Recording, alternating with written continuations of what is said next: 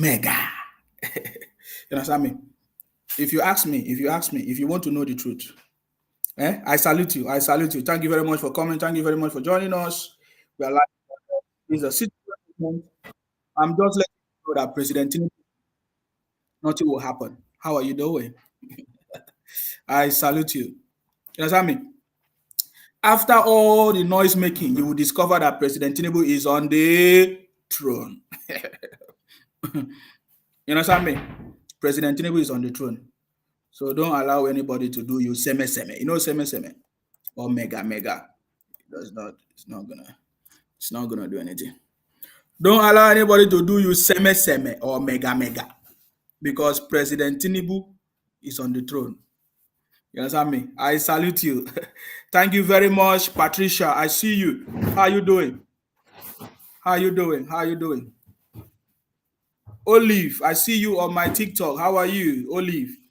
Steph, I see you. Temi Tope, I salute you. Thank you very much for joining me. We are live and direct. Adebisi Akim, I see you. I salute you, Adebisi Akim. Thank you very much, sir. Thank you very much for joining us. We are live and direct. President Tinubu is on the throne. You understand me? So after all the noise, after all the challenges, after all everything, they will still find out that President Tinubu is on the throne.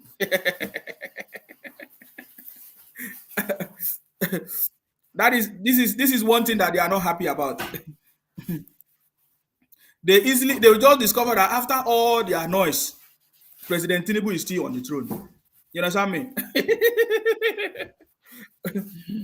I saw some people protesting in Rivers State. Was it yesterday or some days ago? Some people protesting in Rivers State is a proof of what we have been talking about.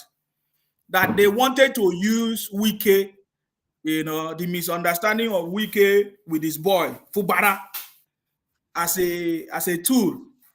I told you, whenever we tell you something, just understand it. So when we saw the protests, we knew that is it.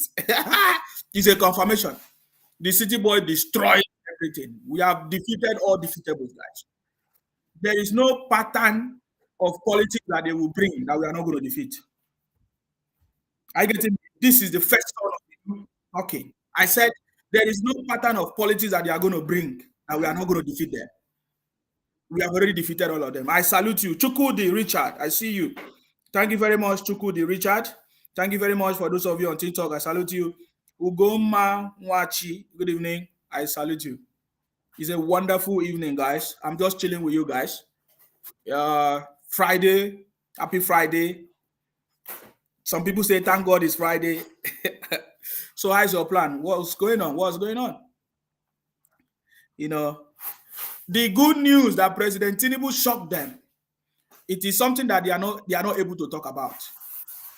President Tinubu shocked them for the first time in the history of Nigeria.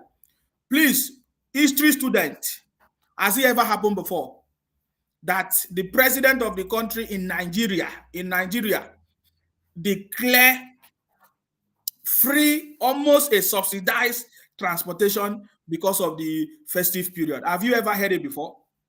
The first president that have done that I know since I was born, since I know Nigeria, is President Tinubu.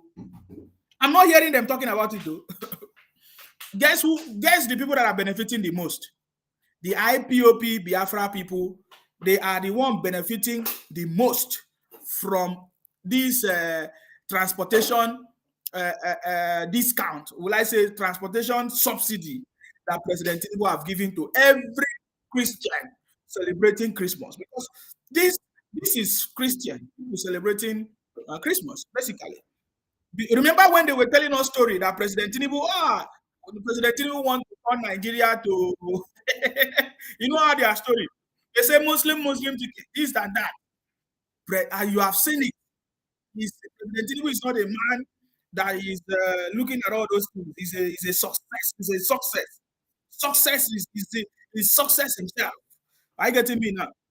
So the people benefiting from President Tinubu's transportation Christmas gift are Christians, mostly from the southeast.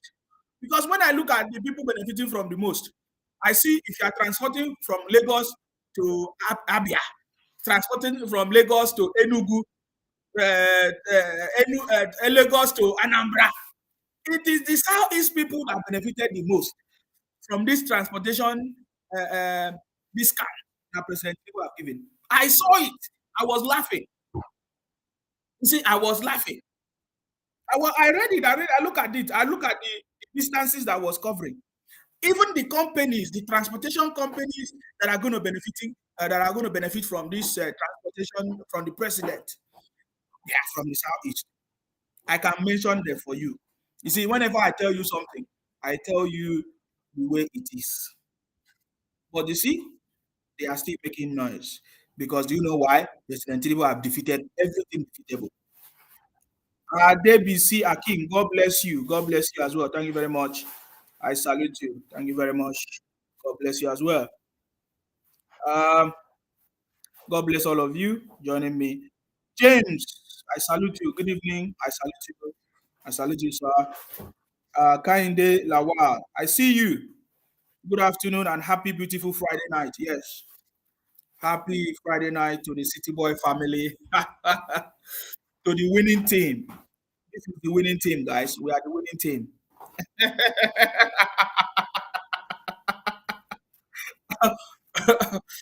We are the winning team. We are defeating them every day. Every day we are defeating all the noisemakers. It doesn't matter where they are. We are defeating them. That's what I mean.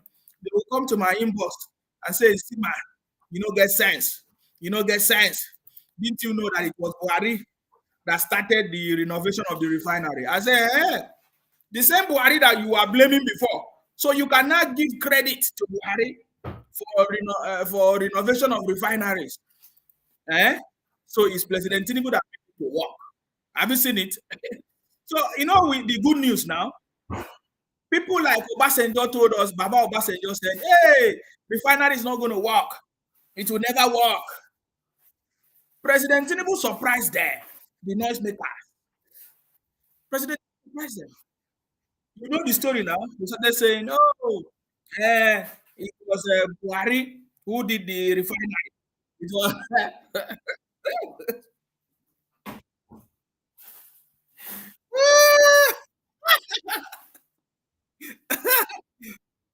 Buhari did the refinery.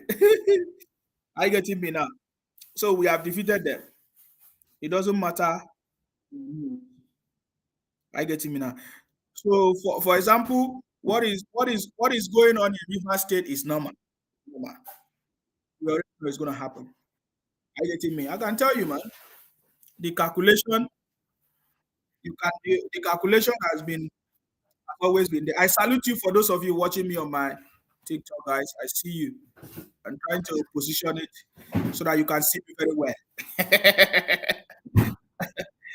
Ajetu Mobi Idel, right? Well done, well done, my brother. Thank you very much. Adediji Wasiu, confirm analysis. You cannot please them, my brother. I tell you now. I tell you before. We know the truth. Now people we don't know the criminals. Now just we know the don't worry. May Almighty Allah be bless you all. We thank you very much. Bless you as well. We are always blessed. We are always blessed. We are always blessed, no matter. We are always blessed, no matter the noise. No matter the noise that they bring. You understand me? We are always blessed. We are always blessed. I just said to you, the people that benefited the most from the transportation subsidy that President Tinubu granted during this Christmas period are mostly the IPOP people, the Southeast people, the Igbo people from the Southeast. But guess what? They will not travel now because they can't travel to the Southeast. They are afraid. They are, they are, they are afraid of their brother. They are afraid of their brother. So we are going to talk about these things, in full. We are going to talk about these things in full. You understand me? So President Tinubu, for the first time, you know, just to prove to Nigerians that, man, I'm a different president. I have good plans for everybody in this country. I'm going to make it work. Give me more time, assist me, support me. I'm going to make this country to work. Support me. For the first time in history, President Tinubu said, okay, 50% discount. My brother, 50% discount. Now, small money, 50% discount. Wait, let me bring the list. Let me bring the list. Because I've been so busy, guys. I've been so busy. I don't, but I think I have. Let me bring the list because I say whenever I call live, I will come and explain what I understand. I said I saw the list of people benefiting from President Tinubu's 50% discount transportation during this Christmas. I just discovered that it's only the Igbos that benefit the most.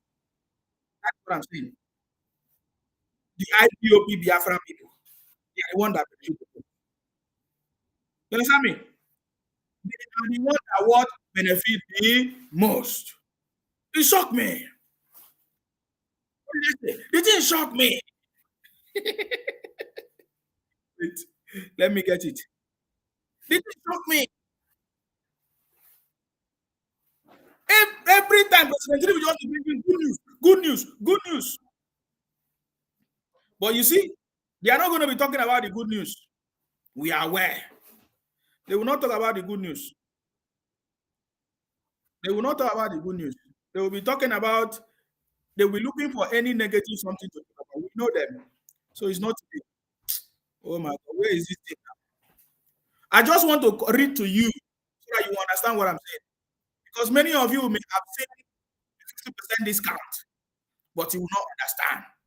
I want to explain to you. You understand me? I want to explain to you. Mm, hold on.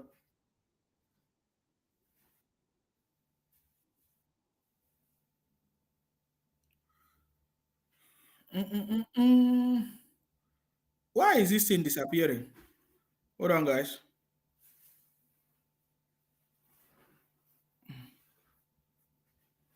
Abbas Olayode, thank you very much, Abbas. I see you. Thank you very much for joining me this evening. Wonderful evening. Thank you very much. Even me, self, I was shocked. I was shocked that President Tinubu, something that nobody have ever thought about it.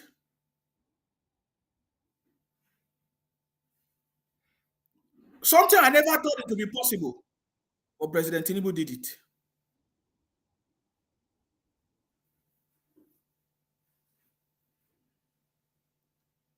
President Tinubu what? Did it. It's a shock to me. I'm just looking for the list of for the list of things.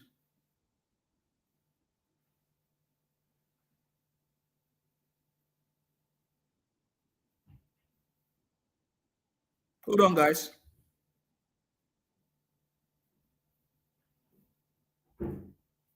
By the way, you know what is happening with MFLA, the report, the investigative report that was released. I tell you now.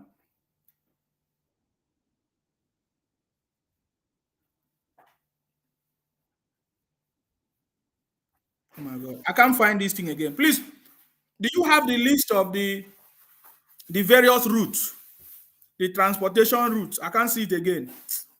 Oh my God. Okay, I found it. You know me now. Now you know. Ebelebe. Now you know money or nothing.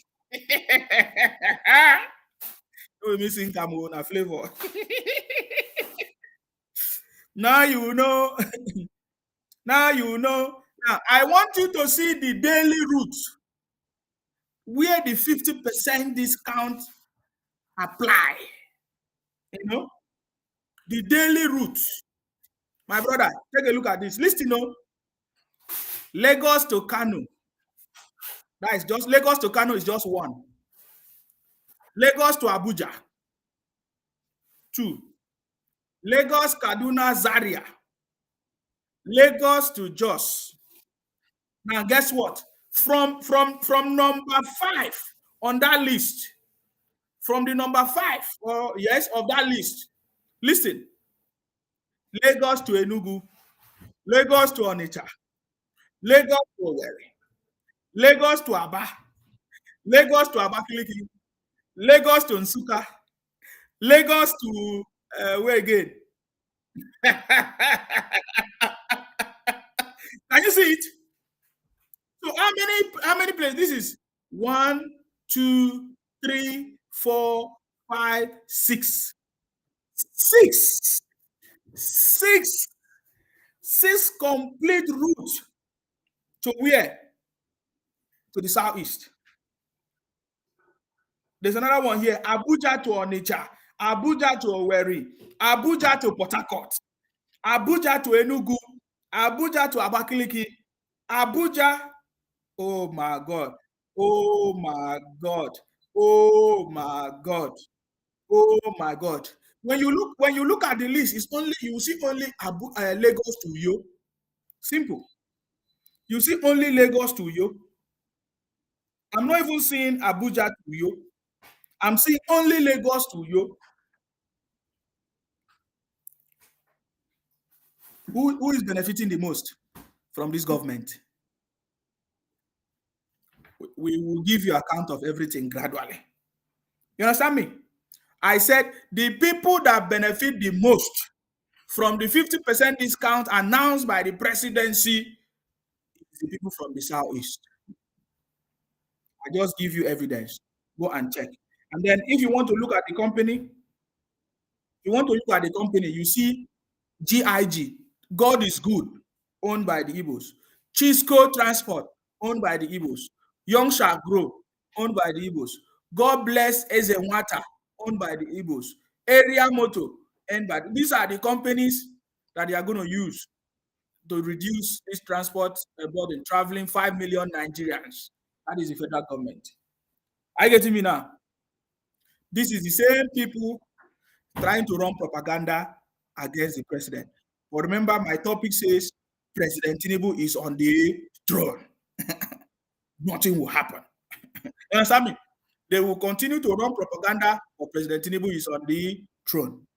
Whenever we try to explain and talk, they say, oh, Nsima, you don't like us. Nsima, why do you hate people? Why are you bringing tribalism? Why are you? You are nonsense. You are criminal. You don't want us to expose your criminality. For us, we know what we are talking about. So when you look at this thing now, the people that will benefit the most are the Igbos, people from the southeast, traveling to the southeast, IPOP, the same IPOP people, the same Biafra people, they're the one that will benefit from it. Only 6 routes just goes to the Igbos. In fact, when you look at everything here, more than 6, did I say 6? 12. Because Abuja to Onitsha, Abuja to Owerri, Abuja to Port Harcourt, Abuja to Enugu, Abuja to Abakaliki, Abuja to Aba. You see, I didn't even put Aba to Lagos, Aba to Owerri, and Aba to ABJ. Even Port Harcourt to Owerri, Port Harcourt to Aba. Oh my God, it's more than that. You look at. I did not even see this one. Look at. Onitsha to Lagos, Onitsha to Kano, Onitsha to Jos, Onitsha to Abuja, Onitsha to Sokoto, Onitsha to Gombe, Onitsha to Zakiba. You see, President Tinubu is on the throne. So the people that benefited the most from the 50% discount, transportation reduction during this Christmas period from the President Bola Ahmed Tinubu, the same president that they are trying to run propaganda against, are the people from the southeast of Nigeria, the IPOP Biafra people. They are the one that benefit the most. I just wanted to say, let me mention that one, in case they don't know, in case they are forgotten, in case they don't understand it. You understand me? The same people that did not vote President Tinubu, the same people that call President Tinubu a thief, The same people that continue to say all kinds of things about President Tinubu, the same people that President Tinubu has made this reduction because no, how many tribe travel like the Igbo or like the IPOP or like the Biafra? We don't. You know, that is what is shocking them. You understand me? When I saw in my comment section in my video, one of my videos, somebody was saying, Sima, nobody know you. Who knows Akwa Ibom? Who knows Akwa Ibom? Una be empty. Una be dull. I say, yes, we are okay. Oh, is that why you wanted to take Akwa Ibom? You put Akwa Ibom on your map thinking that we are dull people, eh? We no go agree. I've told them, remove Akwa Ibom from your map. We no go agree. And my message is always very, very clear. Remove Akwa Ibom from your map because we no go agree. Because we understand what you have been talking and planning and thinking. But you have failed. You have failed. So I just wanted to remind all of you that this is the same president that you say all kinds of things to. But will you be able to travel to the southeast this time around? The answer is we are not sure. Because your people in the name of IPOP, Biafra, everything have squandered, will I say squander? Scattered. You understand me? Scattered the southeast, scatter everywhere. So you'll not be able to travel to the southeast this time. You understand me? That's why most of the events you are doing it in Akwa Ibom, you are doing it in Lagos, you are doing it in Port Harcourt. You can't go home. Yet you will come and be making noise and be talking rubbish on my platform. You are a criminal. That's this one now. Bright Chidi. Bright Chidi say every day equals will be your topic. Abi, you never end well. I don't even know. You talk about the Igbos every day. It will stop us from doing better than others. Foolish boy. Let us see how better you are doing. Is it the fake business you are doing? Is it the fake product that you are packaging to sell? Or is it the fake inferior importation that you are doing? What are you doing more than any other tribe in Nigeria? You are correct anyway. The only thing you are doing more than any other tribe is your criminality. Is your criminality. Is your you are right. You are right. You are right. The only thing that you are doing more than any other people in Nigeria is your criminality. In your mind, your sense is when you cheat somebody is sense. When you when you scam somebody is sense. When you take business and make illegal money is sense. Is that what you do more than everything? Don't worry. Let us see how it's going to work in this government. You understand me? You understand me? Let us see how it's going to work in this government. You can be talking your rubbish. You can say all you want to say. Who cares about criminals? It is only people that care about criminals. Who cares about criminals? Come to my platform and be talking rubbish. You understand me? I don't know who is. Every day you'll be feeling that somebody is fighting you when you are the one fighting yourself with your criminality. Can't you see? Everybody can see it. You understand me? So I just showed you that the president that you have been abusing, praying for him to die, saying all rubbish, have just given you 50%, 50% transportation reduction in your transportation. He give you 50%. Even your governor in the southeast can't do it. Obi has been a governor 8 years. He couldn't do anything. He took away all the people got. Hmm? Soludo, your governor in the southeast, what have they announced for you to help you? Nothing. But the same man that you have been calling names have, done what all your leaders in the southeast have never been able to do for you combined. You understand me? So that's it. This one say we will keep being your nightmare. The Igbos will soon take over this country. It's not our fault. We bless. You wish. Alex Talov say happy Christmas and New Year in advance, my brothers and sisters. I'm here to testify the great work of Chief. He helped my life a lot. I will be grateful to him in my life. Change. Okay, this one this is another Omoibo, another IPOP. He's coming to my platform to advertise business. Is it? Is coming to my propaganda for my page to advertise. I don't know anybody advertising any business on my platform. In no criminals. If you do anything business with anybody, that is on your own. You're on your own. You take your own risk. I'm not asking anybody to send anything in my comment section. I don't know that person. Please ignore that criminal. I'm going to block that idiot. That is the only thing they do. Criminality. Look at this one called Ekulora. Everybody's talking Ekulora, one guy, one Igbo guy. He has been deceiving people, collecting money. So he want to give people document to come to the UK. This document issue that we are hearing now, it is because of them. They have bastardized everything. Every little opportunity, they will destroy it. Destroy it. Understand me?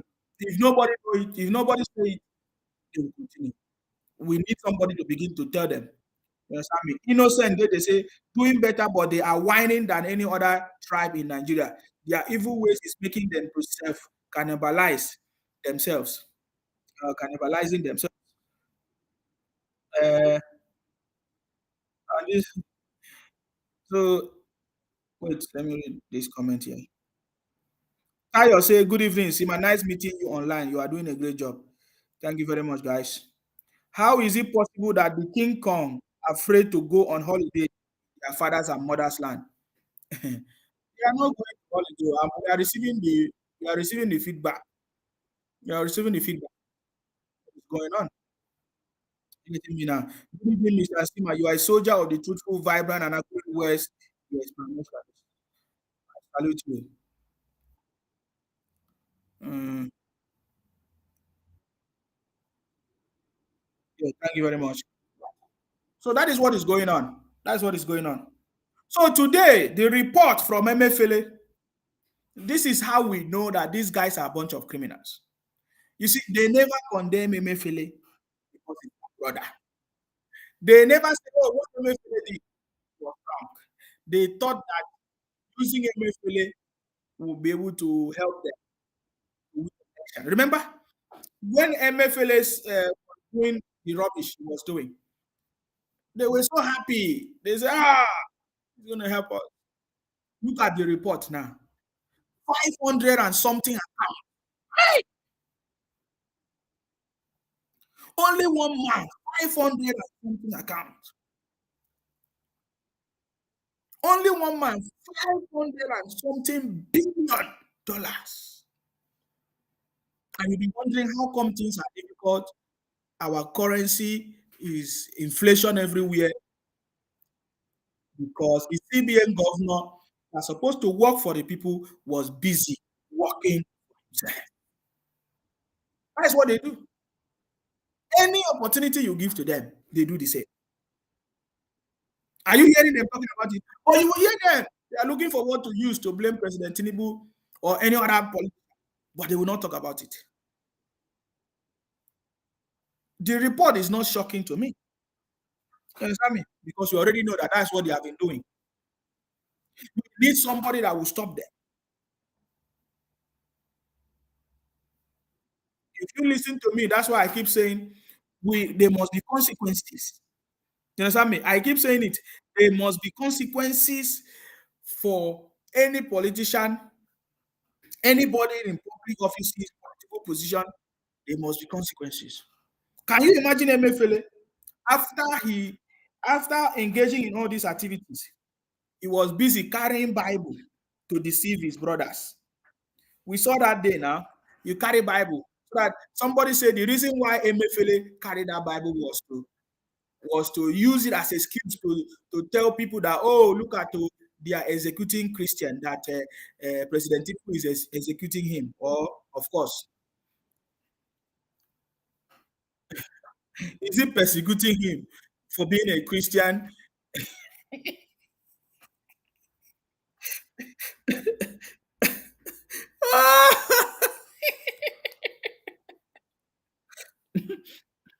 Wonder shall never end.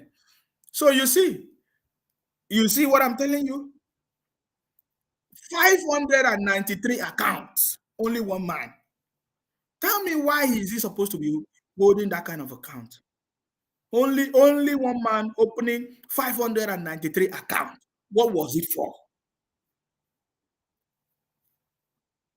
was in charge of our money.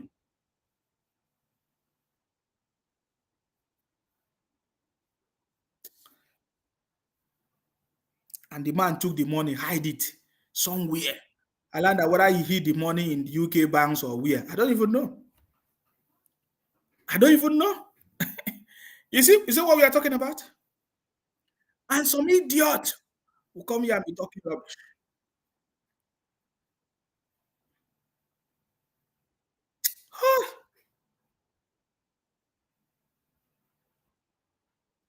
People get mind. You see? It is now time for us. That's why we say regional government. Regional government will be the best. Regional government will be the best. We need leaders that are compassionate and willing to do their job. Not people like Emefele who failed to do his job. And then his brothers were praising him. Even on Unwise TV, they were praising him. On YC, they were praising him. They said, oh, Emefele did well. They said, no, we are fighting for his human right. I don't understand how you are fighting for human right of a criminal. I don't get it. I don't get it. I don't get it. I'm still shocked about it. So I'm happy that the federal government is doing something. And just like all of us, we don't just want to hear story before you know. MFLA will just pass through the back door. No punishment, no consequences. It's not going to return the money. We have to collect the money back. 500 and something billion dollars. Brothers, what have we been doing? Is it million or billion dollars? Man, only one man took all our money. So you see that the country is blessed already. The country is blessed. But we have not been able to get our leadership right. That is why we love our president, President Tinubu, hey, to put everything back on track. Are you getting me now? Let President Tinubu be able to put things back on track. All this nonsense will not happen again. So President Tinubu is on the throne. President Tinubu is on the throne. It doesn't matter what they are going to bring. All the games that they are going to bring will be exposed. MFLA will be the scapegoat. I tell you. I salute you, sir. Good evening, Mr. I salute you. Happy to meet up with you today. No, I'm glad to meet you because I've been trying and I need to meet you. I know. Today, thank God it's possible. I know. No, you've been doing a very great job. And those things that you're talking about, there is no lie in it. You know, they are the ones benefiting from the masses. They are not talking about it. Just imagine if it were to be a Yoruba transport system or a South-South transport system, they will say they are being marginalized. Yes. Nobody is complaining that, oh no, it is their transport system. So these are the things that we don't really acknowledge. Like there's nobody's complaining because they will, like what the federal government has done is to advertise for the likes of God is good, Chisco, and the rest. Look at the number of people that will be going to their bus station to take a bus to their destination because government has offered that 50%. And I was listening to on Wise TV yesterday. They were saying, no, but wow, how much is the government putting for this thing they are doing, the subsidy that they are providing for transport, that they need to tell us, have they done calculation, have they determined how many people that will benefit? And I said, look, there is no need to go all out telling us about things that we already know. You know, government knows the number of train that moves from position A to position B per day. You understand? They know the number of passengers that the train will carry from point A to point B. Yes. Even with the luxury buses, they know the number of buses that runs from Abuja to Lagos and from Lagos to Abuja. So they did their calculation on that basis. If they know that they only have like 2 buses that goes per day, so now the calculation will be based on those 2 buses. They are not going to do additional trip. It will be based on the number of trips they do. So I don't know how people that chose to be stupid advertise their stupidity every time on television to tell us that they are looking out for Nigerians. That no, but how will the government do it? They did not tell us how much they are going to do. Have they calculated how many people will benefit? Can you imagine that nonsense talk? It is very simple. Like when government does things, they say they've been doing this thing for long. They've been working with transporter, and they found out that these people that are using luxury buses are the most organized one in terms of their movement and their data and what have you. So that's why they chose to work with them. There's nothing to that. And now they are talking about somebody from their brother that is in charge of the NRC came out to say government must provide diesel for the train since they are making it free, and also must provide the remuneration for the workers. I'm like, look, it is nice that you know these things. And if you look at the head of the NRC, it's from the outside. So if government is doing something, it is for you to ask government directly, not to come to media house and to make the government look stupid. You know, they can't just start something and not make a plan for it. They are like, I don't know why every time when something good is happening, they always try to make it bad. They make it evil.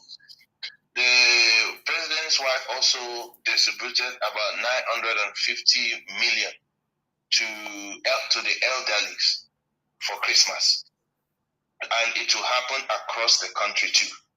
Nobody is also talking about that. The Emefiele matter, that's a very big matter. They discovered that even the currency swap that he did, the president did not really approve the currency swap. He did it on his own. You understand? Yeah. And there are 4 companies that he gave tax waiver to, that he has no right to do that, because tax waiver comes from the Minister of Finance, not from the central bank. So he gives tax waiver to 4 companies that that he is doing business with.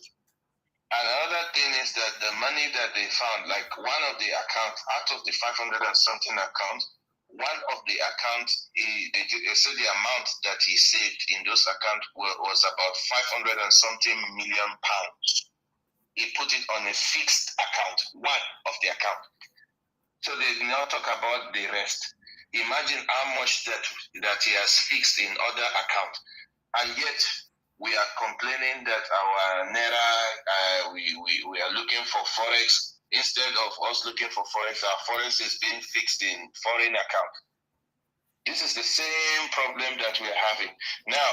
I don't know how the process will be to get those money back.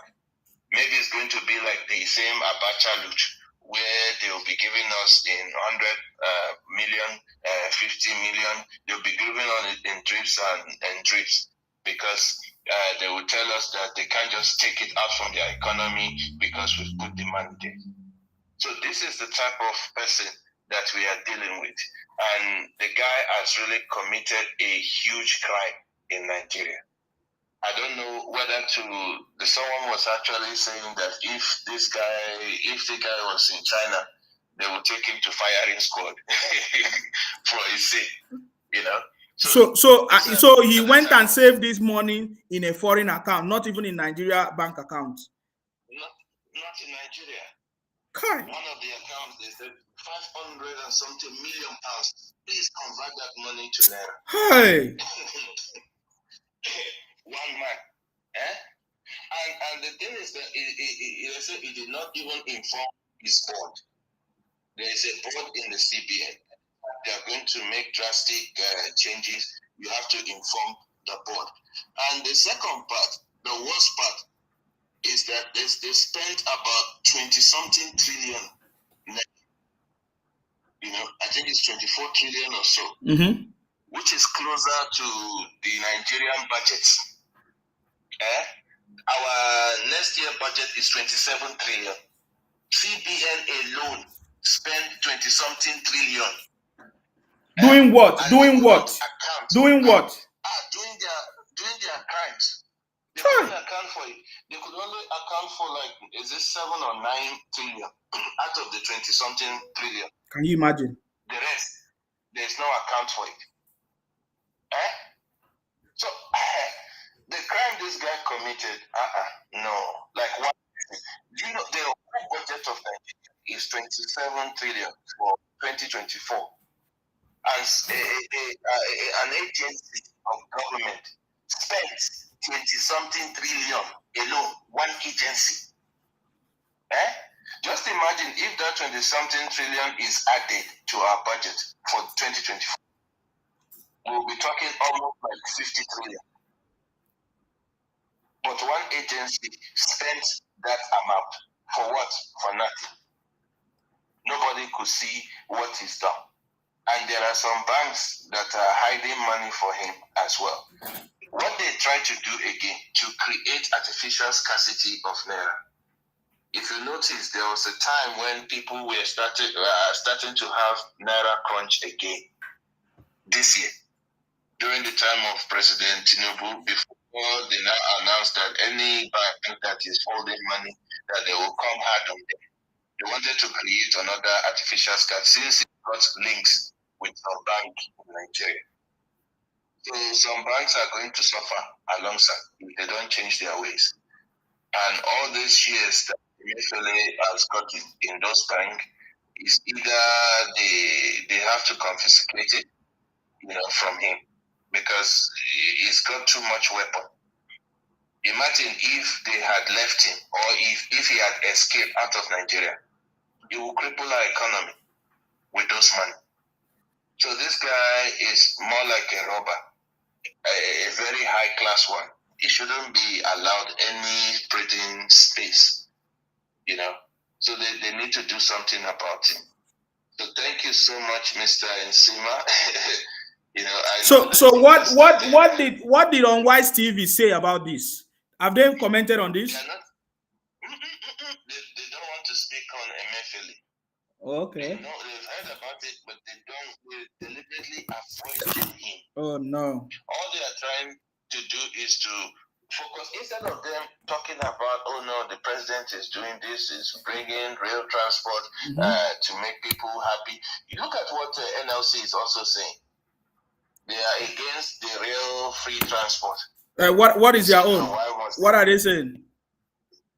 They are saying now, why must the government be giving free rail? That the government is confused. They don't know what they are doing. And I'm asking myself, how the same people are calling that government must subsidize.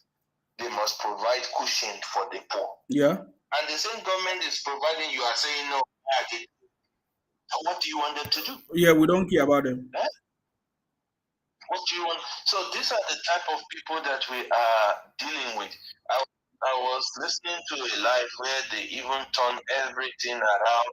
They say the government, why are they doing this thing? They need to reduce petrol price. Another person is saying no.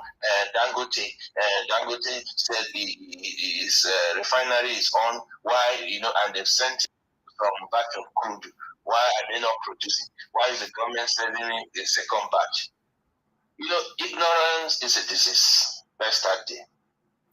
Dangote refinery operational method is that they need to receive at least 6 million barrels before they can start production. And the reason being that that Dangote will be producing close to about 650 per day. That is the capacity. But since Dangote is just starting, they start with 300 and something barrels per day. Processing and refining. So what it means is that when they start, their production will be every day. You understand? So they need to receive up to 6 million, so that by the time they start running their production, it will not stop. So by the time they are about to finish, the NNPC would have also supplied again to consolidate for the 6 million. So that will be consistent, there will be no stoppage, and that is what Dangote is doing. So now they've sent the first batch, which is about 900 and something barrels, 900 and something thousand barrels. The second batch, which is around 1 million barrel, the NNPC will continue to supply Dangote until they get to the 6 million. Then Dangote's production will start. And also, regarding people are also talking about now that the Port Harcourt refinery is coming on upstream, how is the government going to supply them crude, since they took long to supply Dangote? What the government has always been doing is to increase the production of crude. And increasing the production of crude is happening gradually. And we must also understand that our crude was mortgaged by the past administration. They signed a contract that they borrowed money and then signed a contract that they will be supplying some foreign companies crude. Instead of returning the money, they will rather supply them with crude at a certain amount, regardless of what OPEC price is. They've signed an agreement that they will be supplying them at this amount, regardless, even if the crude goes to 200 or 150, they will still supply this company at the rate that they've agreed on. So that is why it was a bit difficult for them to supply Dangote immediately. What the government now did, instead of fighting that, they try to increase the volume of crude that we produce. So out of the quantity that they've increased it to, that was how they were able to get certain quantity to start supplying Dangote. The goal of NNPC by next year, by January, is to increase our crude production to 2 million barrels per day. If we get 2 million barrels per day, they will be able to supply Dangote. They will be able to supply Port Harcourt refinery. They will be able to supply the modular refineries that we have. And as they are doing that, Dangote will also be producing gas. I think he'll be producing the NLG gas. And the NLG gas is the gas that is used for cooking. Meaning that we'll be able to domesticate our cooking gas.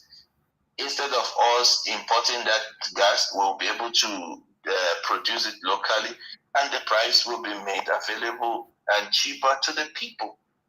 You see, you saw what Lagos State did. I saw a video that you posted regarding the agriculture hub, Mr. Nsima. Yeah, I can hear you. Go ahead, sir. In terms of food. Yes, for the agriculture hub, what they've done, like they are building a huge storage in Ekpe for the whole of Lagos, where they can store food and preserve the food. Is fully air-conditioned. It will be fully air-conditioned. By the time it's completed, they will have cold room. So like what we've been having in our agricultural value chain is that most of the crop, it's not like we are not producing a lot of agricultural produce, but they get spoiled quickly. Yeah.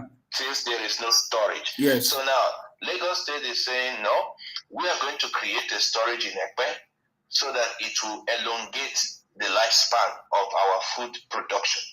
And not just building that huge storage in Ekpe for Lagos, they are also going to build that sub-storage in each of the local government across Lagos.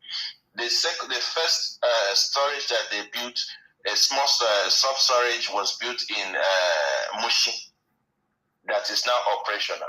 So now people, all these market women selling things on the street, they are now being moved into a more controlled environment. You understand? Yes. Where they can actually sell their goods. Not just sell their goods, they can also preserve the lifespan of their food in those areas. So it will be the main storage in Ekpe that will be now supplying all those sub-storage across local government.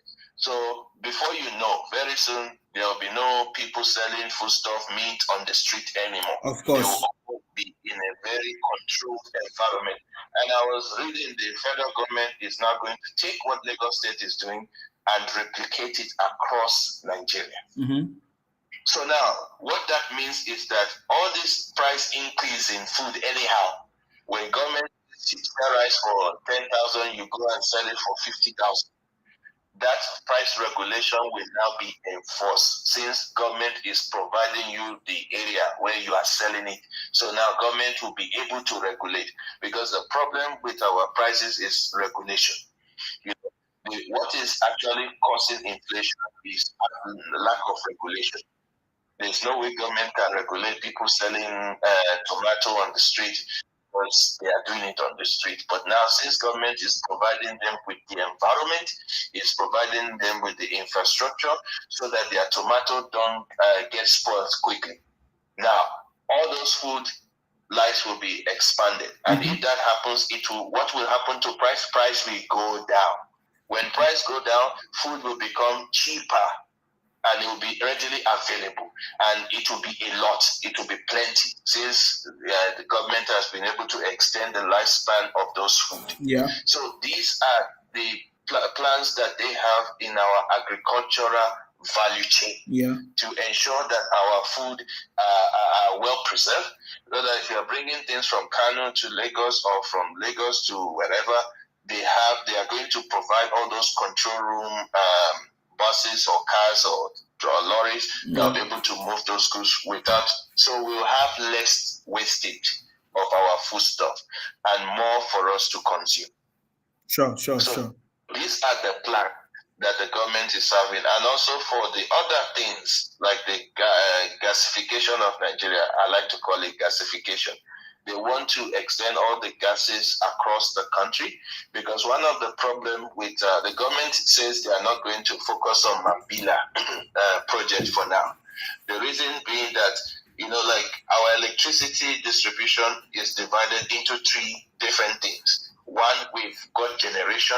The second one is distribution, and transmission, and the third one is distribution to our homes. So now, government has increased generation. Our actual generation of electricity is about 12 or 13,000 megahertz per day. That is what the government is able to do, 13,000. But what we are getting now is we are only being able to, we are generating less than that, because the distributing company cannot carry them to our homes. The transmission cannot carry the numbers generated for the companies to distribute. So government is saying, we can generate this amount. And one of the things that is reducing the generation has to do with gas. Sometimes those companies don't get enough gas. So government is making gas available across the 6 geopolitical zone, so that the companies will have access to it, meaning that we're able to generate in our full capacity, and also transmit the same full capacity. That's why they are working with Siemens to transmit that amount. So the focus will now be in transmission. So the good thing that we are having is that most of the distributing companies that were not performing, because of the contract they signed with the federal government, they couldn't do anything at the time. But now that we are moving into 2024, the contract will come to an end. So now we'll be able to sell to companies that will be able to do their job. They will have to prove that they've got the finances, because most companies that got the license for distribution, they actually went and borrowed money from banks, to beef up their balance of bank account, to pretend as if they've got the money. So as soon as they gave them the license, what did they do? They returned those money to the banks. You understand? They are now using the government. They are now holding the government on the throat. And since the government has signed a contract with them, they don't have the money, and the government cannot go back on their agreement with them. Now that's how the government got stuck. That is what has created the problem in our electricity generation. But now that contract is falling off. By 2014, government will be able to get people that are serious, people that have the financial capacity And also, they will now be able to sign a proper contract, meaning that if you don't produce, they will kick you out. Exactly. That's how it's supposed to be. That's how every contract is supposed to be. That's the terms of the contract. If you don't deliver your job, why should you? You are not supposed to be there. You are no longer whatever. Every license should be revoked. But revoked, yes. But the contract they went and signed was that they signed a contract that put Nigeria at risk with this distribution company because they gave it to their brothers. Yes, now they gave it to their politicians. Atiku. If you go to Imo, the person in charge of Imo electricity is Ehidioha, the PDP governorship aspirant. Yeah, the one controlling the electricity distribution. Can you imagine Emeka and Ehidioha? Yes. Yes, it's using it as a political weapon to frustrate the governor of Imo State by not providing the electricity. That is why government is crying that this, the metering has to be done so that people can have a prepaid way. Because what these distributors are doing, they are not providing you enough electricity, but your bills, they will slam you with bills. So they are stealing money from the people. So the government is saying, no, every household must have a meter. So what government is going to do, what is going to happen now? Government will increase generation, will increase transmission. So now the distribution company will now be forced to transmit to houses. You know, when they buy certain quantity, you have to pay for the certain quantity that you buy from government. And because you are buying certain quantity of electricity, you want to make sure that household gets that electricity by force. Because if they don't get it, then they can't pay for it. So if you don't distribute the quantity that the government gives you, you still have to pay for the quantity that the government will be generating and distributing to you. So you'll be forced to make sure that the connection is good. You'll be forced to make sure that your wiring is working. You'll be forced to make sure that there will be no cuts in electricity distribution. Yeah. So now they will be putting fire in the tail of the distributing company. Yeah. They have to deliver. You know, but what government must ensure is that the meter, every household must have meter so that they don't start stealing money from the people again or forcing the people to pay for something that they never used.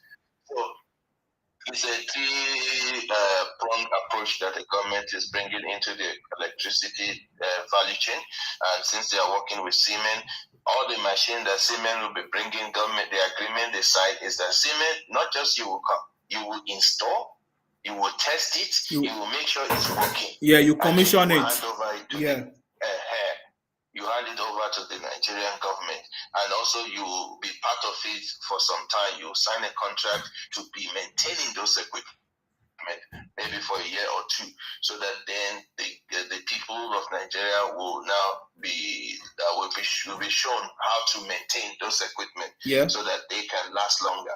So this is what they are bringing into the electricity value chain to make sure that the electricity remains constant.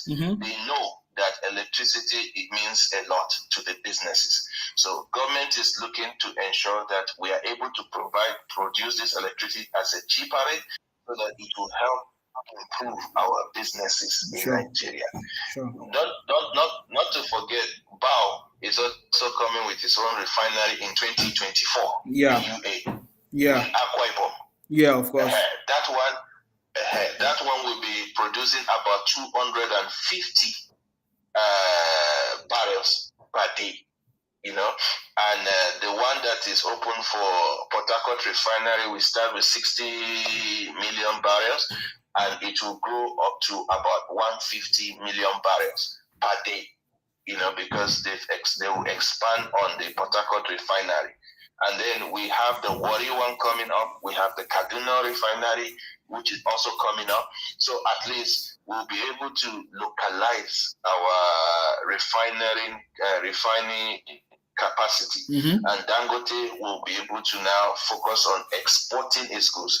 You know what Dangote will be producing in its refinery? It will be producing sulfur. It will be producing gas. It will be producing all different types of grade of petrol. And in some European country, they want specific type of grade. So he'll be able to do all that. So just imagine by next year what our foreign reserve is going to look like. You will see that dollars will fall. If you look at the budget, they even put the naira to dollar to show that it will be dropping consecutively year by year. So meaning that our naira will improve. But the benefit of our naira currently is that we can start producing in a large quantity and export, because when we export our goods, it will be cheaper compared to the production that they are making in America, since our cost of production is in naira and their cost of production is in dollars. By the time they pay their workers, pay for taxes and what have you, the cost of production will be higher than our cost of production, meaning that we will be in a very good advantageous position to export to them rather than import from them. Now look, what are the things that are depleting our forests? Is our import of our petrol, our gas, our water. Now that we are removing that, since we are going to be producing all those things, what's going to happen to our forests? Our forests, our naira will increase. It will have more power. So meaning that all these things that these people are planning against us is going to be null and void. Of course. So our economy will boom. And government is not just relenting on the petrol. They are also working very hard in our mining too. What they've done with the mining is that they are going to bring a machine from Germany. Mm-hmm. They will go to all the mining sites and make sure that they are able to determine the quantity of minerals that we have in all our mining sites, so that they know that, okay, this is the amount of lithium we have in this area. This is the amount of gold we have in this area. So now when they now give license to companies to operate, the government is giving license, not just giving license, but knowing the quantity of gold or lithium that we have. So they know the expected revenue that they are supposed to get from the companies that they are giving the license to. Unlike what we used to do in the past, we just give license, we don't know quantity. We don't know if those companies were cheating us. We don't know if they are mining more than they are supposed to do. Mm-hmm. But now that the government is able to establish first, how many of those minerals do we have? So when they issue license, they issue a license with the knowledge that, okay, here we know we've got like this value of gold in this area, maybe $1 trillion. So if you are mining, we know how much revenue that we are expecting from you during the period of your mining. So now it's not just going to be people will just have free hands to be doing nonsense. No. Government is also making sure that these things are done appropriately. And also with our crude, the president spoke to I read the act of the government regarding the crude oil. They have they call them the commissioners that works with the NNPC. They are supposed to go and research for cheaper ways of producing the crude, so that government can increase revenue. You understand? Yeah. And they are supposed to investigate how alternative ways and other areas that we can increase our crude production. Yeah. The target of government was to take our crude because currently we are doing between 1.5 1.7, but by next year we are taking it to 2 million barrels, and from 2 million barrels government is planning to go to 3 million barrels per day. So the more we increase the quantity we produce, the more revenue that comes to the country. And out of that production, 30% of our revenue will go into exploration. Exploration in terms of our oil finding, exploration in terms of our mining, exploration is in terms of us discovering other minerals, other crude. There are other areas that we are yet to discover crude from. that is what the money will go for. So that at the end of the day, our crude, our minerals production will continue to increase. And the more they increase, what's going to happen to Forex? Forex will fall. Naira will go up. So all those plans, they are in place to make sure that our economy comes back to what it used to be. Yeah. And the government target a year is to see that our economy grows at least by 6%. Yeah. They are targeting 2 digits, and they are also looking at $1 trillion economy. So that at the end of the day, we will move to $1 trillion. So there is a target, there is a plan, and they are working towards the plan to see that the country increases revenue and Nigerians are the most start benefiting from what the government is doing. Sure. Thank you. This is the first government that we know that is working for the good of the people. This is the first civilian government as well. So we know that this is going to be a different thing, and we know that President Tinubu is going to do it. All the noisemakers will be disappointed. Trust me. How do you combine the uncommon Senate president and the uncommon president of the nation? And the uncommon, look at what it. Yeah, go ahead. Yeah, there are so many uncommon people in this government. Yes. Yeah, there's so many. Everybody is doing a job. They are doing very well. Yes. Everybody. If you look at the Minister of Digital it's bringing digitalization to every aspect of the economy. Look at our passport system now. No one can lie that it has not improved. It has improved everywhere. So meaning that people can actually access. You know what they are planning now for Nigerians traveling or coming to Nigeria? You don't have to go to rigorous check. You just use your passport and use it to check yourself in. And it will be done digitally. There will be no waiting online or it will only be for the foreigners coming to the country that will go online. But for Nigerians, if you put your passport on the door will open because they've already digitalized the system. That is what they are bringing, and it will go throughout all of our airports. They will digitalize all of our airports. And secondly, what they are going to do also, they will digitalize our system of governance. So it will reduce the number of people that are doing things, and that will help reduce corruption. So since they are bringing digitalization into the system, things will be more transparent. Like the NIN registration is increasing every day, meaning that people can be identified easily.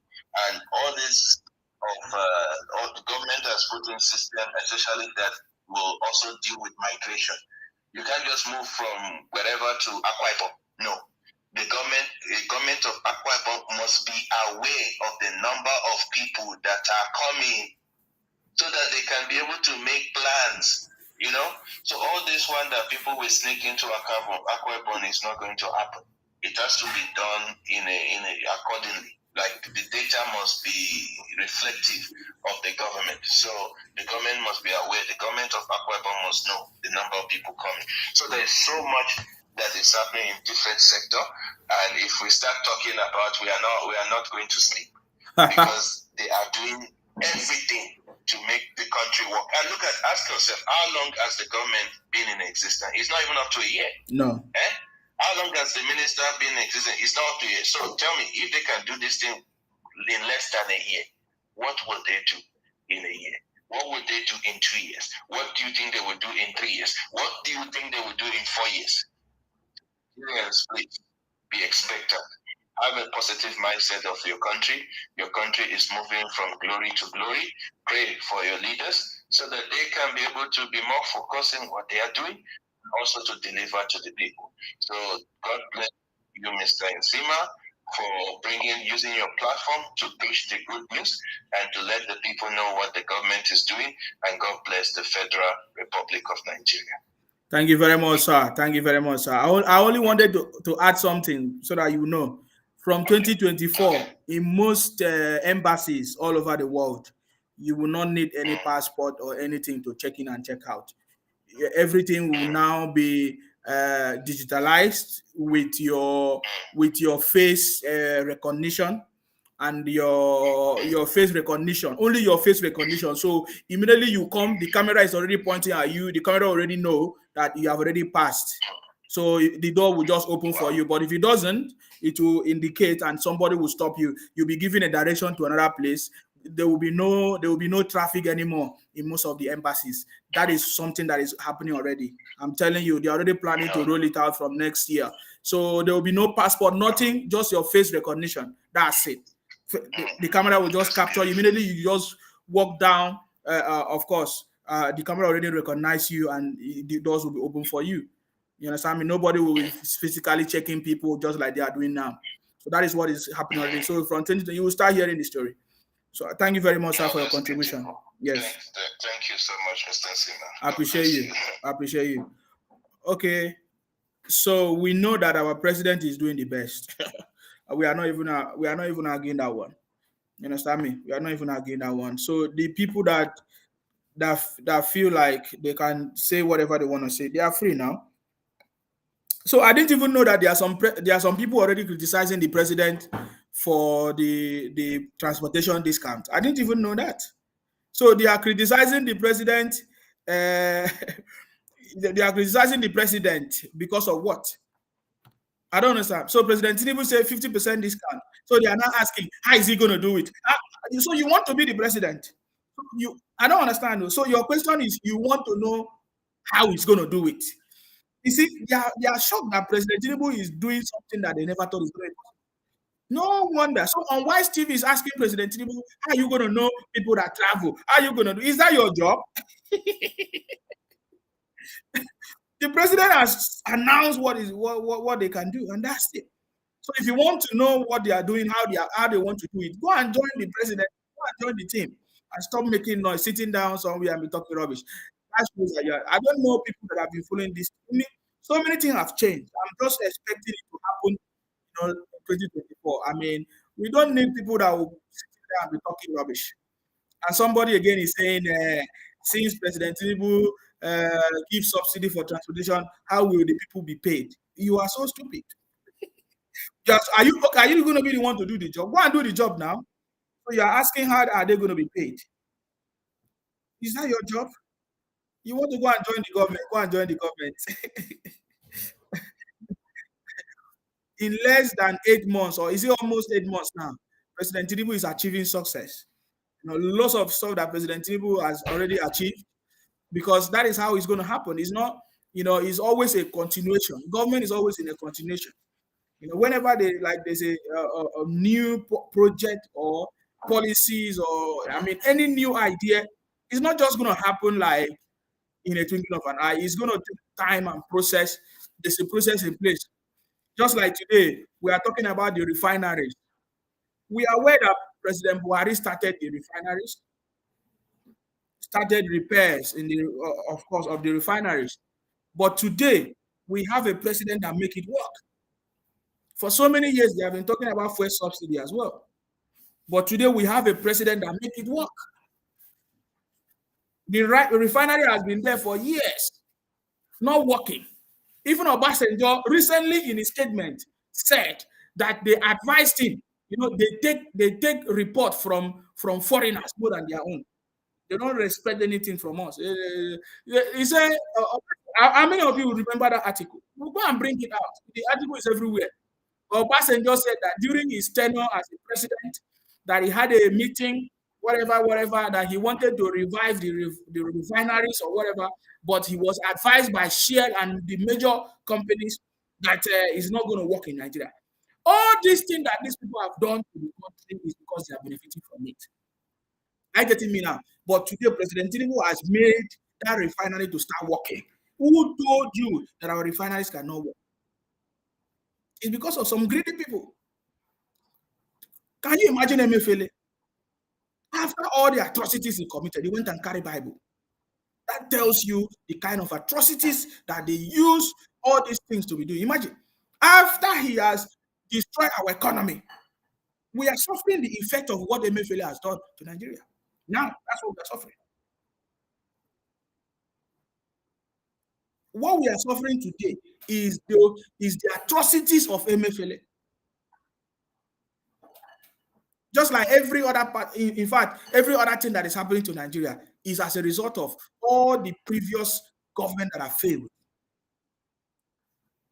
You understand me? It's not just about Buhari that made the country not to work. No, there was a government before Buhari, they all failed. Another one before Buhari failed. Another one before failed. All this. So the current situation is a combination of everything. So somebody says, so is the refinery working? It's working. Everything has been concluded, is working. You understand me? The refinery is working. Okay? You should be asking, is Anambra governor working? I'm not hearing you people telling me, is the Anambra state governor working? Now, let me tell you the latest report. Tonight, or was it yesterday or today? Enugu police, according to the report, captured some IPOP Biafra Igbo people from the southeast with fake money they have created. They create everything fake. Fake naira, fake drinks, fake creams, fake everything. What did I say? The Enugu police captured Igbo man for faking the naira. Fake naira. Counterfeit. They want to use it this Christmas. That's how they do. That is how they do. If we talk, they say, oh, Osima, why are you talking? You don't like us. Who like criminals? You like criminals. You like criminals. So you can go and read it on Punch newspaper. Enugu police arrest man with fake naira note. How did he get it? Somebody saying, sir, please, is Obi still getting advice from a bad man? Is obviously Obi is still getting advice from a madman now. What else? Does he have any good people to get advice from? I don't know. I don't know anything about Obi. Obi is a failure. We have told him before. We told him before. We have told him before. Obi is not coming. Biafra is not coming. Anything that has to do with criminal is coming. It's not. I can assure you it's not coming. The only thing that is going to happen is for the country to work. When the country works, people like IPOP, Biafra, all those things, Obingos, they will not have any power to talk about it. You understand me? So now, so many people are already benefiting from what the president announced, 50% discount on transportation. We can see people traveling everywhere, free of charge. People, because it's almost free of charge now. People are just enjoying. I get it me now. I just want you to listen to this.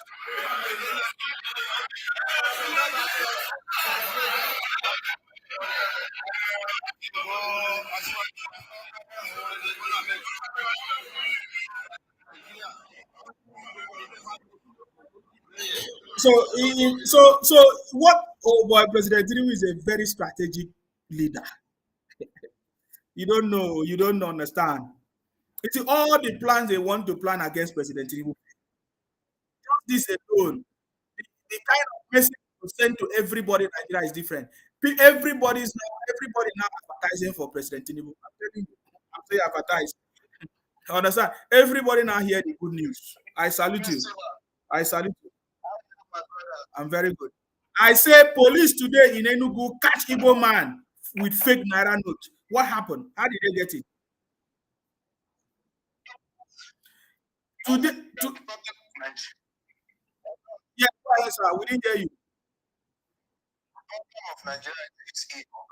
That is the bitter truth. Everything about their life, majority of them is fake. Look at the. You know that I had food poisoning since last Saturday. What happened is that I went to African store and bought a tom-tom. Just tom-tom. Okay. And I took little. And ever since last Saturday, I've been having running stomach vomiting until I went to the hospital 3 days ago. Wow. Just tom-tom. Do you know how many people that these people have killed through fake products? If you have idea of doing things, why can't you do the original? Instead of you to sell it 1 naira, sell it 2 naira.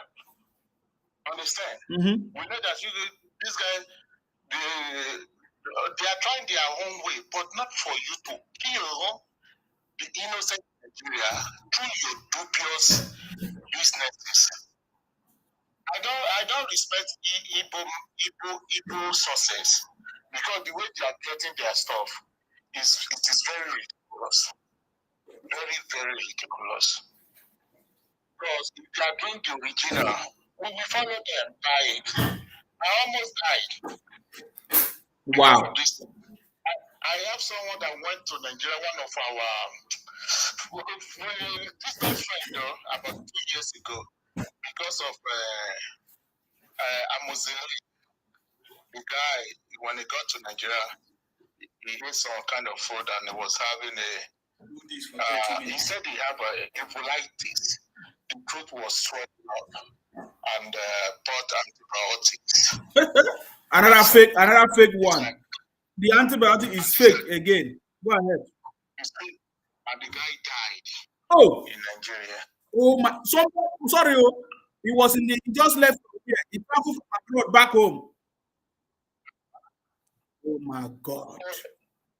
You know that we that are here when we go to Nigeria, any fake stuff is affecting us a lot when we take it. Wow. The change of environment. Do you know how many people drank Ragulis water, Eva water, that landed in the hospital?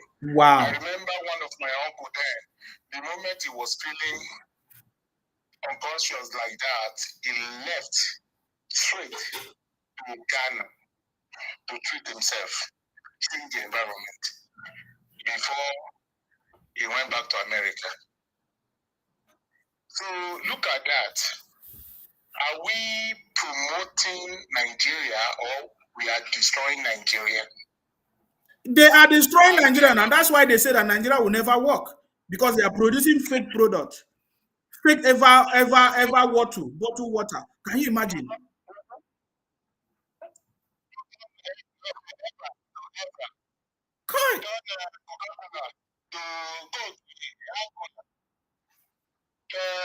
Pepsi to Pepsi.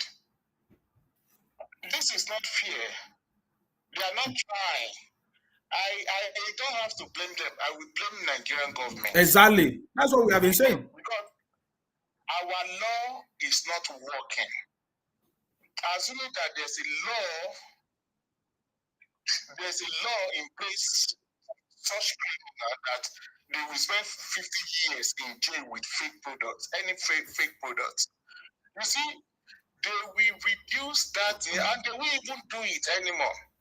Or death sentence. You have to go in Chinese way.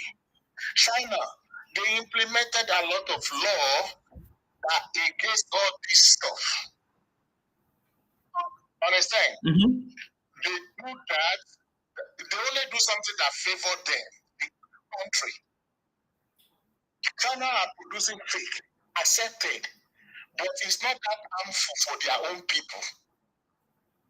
At least most of American product is 60% of it is from China. Excuse me, sir. I think, sir, please, can I use this conversation to correct something, sir? I hear you say that China produce fake. Have you been to China? Now you are talking, sir. Please don't ever say China produce fake, please. Because as a production engineer, there is a yes, there is a what they call it. There is a different classification of production. Are you getting me now? And then for the Chinese, they don't eat fake food. You understand? It is all these our Igbo brothers who do fake importation, who go there, give them whatever they want, and they produce fake stuff and bring it back to us. It's never China. China is not fake. Don't allow anybody to deceive you. China is not fake. It's not fake. Please. Yes, everything we are using is produced in China. The apple we use is in China. The apple used in America is in China. But it was designed in the US, but it was manufactured in China. So please, let us forget about this. These are the lies that they have been lying for us for a very long time. but we know the truth. So they will produce anything they ask for. They have the factories. You understand me? If whatever quality you want, they will produce and they will tell you the consequences, they will tell you the price. And these our Igbo brothers, they like doing it. They say, yeah, bring it. They're the one that will tell them to do it. So please. Yes. Imagine people must go to China to request for rice, island back. And you think that such people in life they will not perish suddenly. How would you produce nylon bag as a rice for your own people and you call yourself a patriotic Nigeria? And that is sad. No, sir. They have never called themselves patriotic Nigerians. It is our government that have failed us. These people never call themselves patriotic. They say they are Biafra. They have never called themselves patriotic. So that is why they don't care. Anything that they want, anything that will bring down the country. That is what they have been doing. That's why we have never had a leader or leadership in that country. That's why they have been doing it now. You will never see them do it anywhere in the world. It will never happen. It will never happen. So because we have never had good leadership, sir, that is why they never say that they are Nigerians. Is that not true? In abroad, whenever they get caught, they will identify as Nigeria. Yes. Yes, you are right. And that's what we are saying, that the government have not been doing the right thing. We have foreign ministers, we have ambassadors, but they have failed in their duties. So even though they are doing the same thing in South Africa, I can remember 50 years ago when I was in South Africa, the first xenophobia attack happened in Alexandra. I was there that particular day to go and repair fridge, because that is where I learned how to repair refrigerator there. Because I told them, those people who are in South Africa 20 to 15 years ago, understand, there's no job in South Africa. No single job in South Africa there. If you don't have a restaurant, understand, yes, you will be doing a hairdressing salon, yes, or barber. If you don't do that, forget, you will be selling drugs. And that is what they were doing then. All of them are both Eze Indigo, Eze Mbano, all of them. Even though I went to a church in Bertrand. The pastor there, I knew him at Yevel, selling drugs. And when I got to the church, that particular son, I said, hey, only Jesus. So this guy is a pastor. And that is what they are all doing then. And South African police then, they are not corrupt. But South African police, maybe their salary was like 3,000 rands per month then. Because of these people, they were doing their drugs, committing different kind of atrocity. They will buy car worth of 15,000 for South African police. They started beating all those police, use money to spoil them. The police that paid 3,000, they started giving them 10,000. All those drug dealers. Yeah, that is how South African police were corrupted. Wow. They sway them with money. So they will say, oh, Joburg Park, we are the one in that zone. So don't come there. This money is for this month. You guys should take these 50,000 rands. So they started having like territories. That is not. And most of them then they used to call me Oma Baba. I say, Oma Baba, why are you so scared to do this? I said, I'm a Yoruba, you guys used to call us coward. So I'm not interested, I'm sorry. But most of them, they were arrested.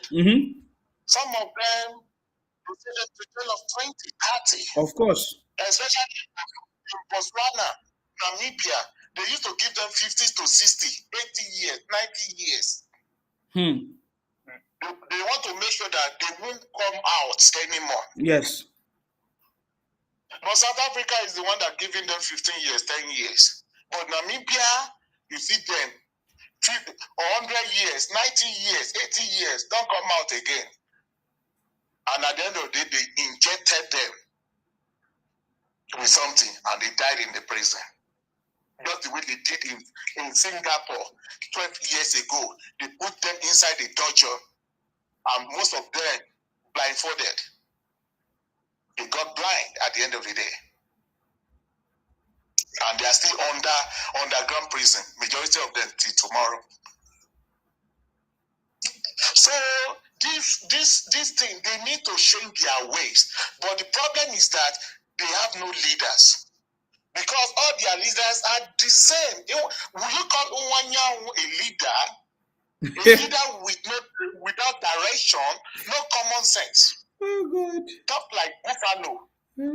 The actor, the old actor that just spoke last 2 weeks, I was so disappointed. Said this is the man that the whole Nigeria respecting. Who is that? Respected. Who is that? Baba Peter. Odoche. Oh, Peter Odoche. This old man that will. But I have to realize that all of them are the same. Majority of them, they reason in the same way. When you see Sameta and Kalu, the same direction. It's the same mentality now. It's the same mentality. It's not. It's the same. It's a very wrong mentality. The same mentality. There's no code or ought among them. All of them are just the same. At least some of them are supposed to pretend like, okay, I'm different. This group is different from other group. Okay, now you know what we are doing now. I attended one online stuff today. Okay. And they were saying that this is our oil. They use it to develop liquid. Hey, I said, you guys always shouting about oil. Tell me how many oil well you guys have in Southeast. We know about the oil. Oh, God. The oil bomb is the heartbeat of Nigeria. So understand? Oh my God. So they say they use the oil to develop their Lagos, is that? Okay. Yeah. Say it's not cocoa like Awolowo was like using Yoruba this and that. Like and their boy from Edo State too. They were talking. How many oil well did Edo have? It's not even up to Ondo State oil well. And they too are those who are contribute 1.something% are still talking too. Because Edo and Indigo, they are on the same way too. If you want to know, go to Italy. Then you will be disappointed about our people. Okay. No, they don't even give them. They don't even allow them to rent house to them anymore in Italy. They are all running to Germany now. Understand? These are the people that destroy the image of Nigeria, and they are the one making noise in Nigeria. Every Akwa Ibom citizen is supposed to be raising shoulder up and better people. Like now we get Nigeria. But those who has the oil, they don't even talk. Those who are controlling the oil don't talk. But those who are contributing 1% are the one making noise online all the time. Our oil. That is sad. Even though if you hate Tinubu, you don't have to hate Nigeria. Even though you hate federal government, don't hate Nigeria. They are hating. Where all of us still come from? No, they hate Tinubu because they hate Nigeria. Oh wow. Yeah, they don't hate Tinubu because they love Nigeria. You understand me? They don't hate Tinubu because they love Nigeria. They hate Tinubu because they hate Nigeria. I get it because they know that President Tinubu is going to do it. He can do it. He has done it before. He's going to do it. You understand me? Now in this government, so many things have been exposed. Like it's not that we don't know before, but in this government, so many things is going to be stopped. Consequences. So many things is going to be stopped. We know that they have been doing all these things for a very long time. Can you imagine? 400 and something shops on Abia State are producing fake products for years. You think that they don't know? They know it. Even them themselves, they know. What are you talking about? I watched a video. Was it 3 days or 4 days? The video has been going viral online, where the guy manufactured what is that? Producing Martina. Yes. Look at that environment. That boy is supposed to be sentenced to death. Look at that environment alone. That guy is supposed to be underground prison for life. Bro, I look at that environment. I couldn't take it. I weep because you know people that drank Martina that they produce. You know, maybe they are even using that gutter water, I don't know, to produce that thing. Look at that environment. I assume that I was there that day. I would have asked them to drink 10 bottles before they got arrested. And so when I say they hate Nigeria because nobody's allowing them to do what they want to do. Exactly. That is why I want a regional system of government. Yes. Let these people go back to their region. They killed up more than Boko Haram. Yes. They even kill themselves more than Boko Haram kill people in Nigeria.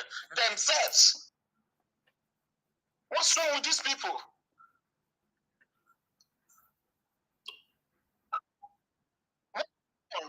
What have you done to them to deserve this kind of punishment? Are they not human beings at all? Do they even have a brain that works? This is total madness. And then mercy on an innocent Nigerian. We are wallowing in poverty, and you are adding to the poverty. You don't even afford to eat 3 square meal, and you produce something, and he managed to buy Martina from you, and that Martina will send him to early grave here. Do you know that some people don't even have money to buy that Martina? They have to, save some money to buy it for their family, maybe once in a month. And he saved money to buy Martina, so his children can enjoy. At the end of the day, he saved money to buy his debt. That's it. Look at the time they were using fake stuff for petrol. They use it with a lot of stuff, selling it for people. And they did that. A lot of cars knocked down that particular time. What have we? Are they the only tribe in Nigeria? They are. Are they the only tribe that know how to do business in Nigeria? If I have opportunity, we have to tell Tinubu himself. He won't remain there forever. We need to practice regional system of government. So we can hold our leader, our prime minister responsible, our governor or our king responsible about what is happening in our region. Because this is sad. It's sad. Huh? You are right, sir. Okay, they sacked some police 2 days ago. Am I gonna blame them? Yes. Am I not gonna blame them? Yes. Because if these people are getting enough salary, they won't be begging up and down. When we blame these people, we blame ourselves, we blame the government, we blame our governor. Everybody contributed to all this. Are they going through some training? No. These people are not passing training, but after they graduated from police college. That was all. But they're supposed to be doing weekly security drill, weekly online security training. But there's no provision for that. That is why they forgot of the job, the responsibility. They don't even know it anymore. Look at the other guy with brown singlet. They are wallowing in poverty. Assume that their salary is enough for them. Understand, every country, they are not joining military or paramilitary to enrich their pocket. You join to serve your country, not to be rich until you get to that peak. Even though in America, how much are they getting? From 2005. House rent here is like 2005 too. But they know that they are doing this job to protect the innocent citizen, not to enrich their pocket. They need to provide their uniform, their boots, everything they are wearing. But not someone getting 50,000 and I have to take Okada 1,000 every day to work. When is it not going to beg for money from Oyibo? They will. Because there's no provision for all those stuff. At least they're supposed to have buses that will be picking them from one bus stop to another. They're supposed to have their own gas station, so they can fuel their buses. Even if you provide a gas station, your guy will be selling black market there too.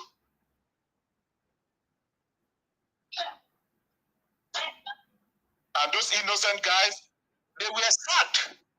Because on patrol, before you take a patrol van away from the station, they ask you to fuel it. You as a police officer, before you leave there, they tell you, make sure you get fuel that vehicle when you are coming. With your own money. Yeah. That is the rules.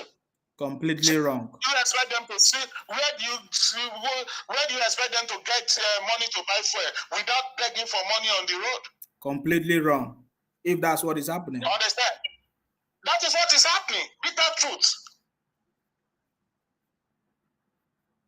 And they would, okay, maybe the DPO now want to go on, let's say the DPO on weekend, like, okay, the DPO will send a circular, like, hey, let's say the area commander, commissioner of police need in a month, maybe they have to remit 10 million. Mm-hmm. Send it to DPOs, area commanders. Like, okay, so local government. They have to bring 2 million, let's say 1 million to the DPO for their own local government in a month.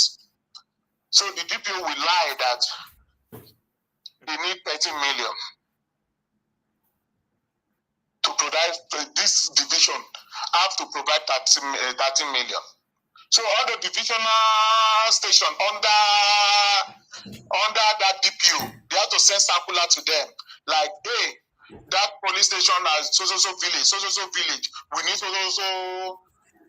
we need 200,000 from you guys. That is when you see them raiding all these Igbo smokers, right?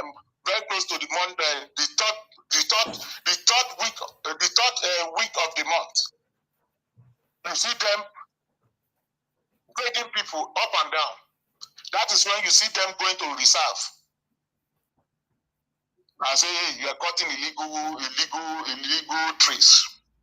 That is, they know where the criminals are living. Kidnappers, police know everything. They live in our community. They know what is going on everywhere. They know all the criminals. And they started going houses to houses, started raiding. And that is how they will get the money. And those ones that started raiding, they want more, they have to give back to their DPO. Because DPO have already told them to look for 200,000 each police station under. And whosoever the inspector that leading that police station, we inflate that money to 300,000 to 400,000 too. Wonderful. And all those rat police up and down, they will inflate it to 500,000 too. So that is why you see them harassing people. That is why you see them being brutal towards everybody, because they want to meet up.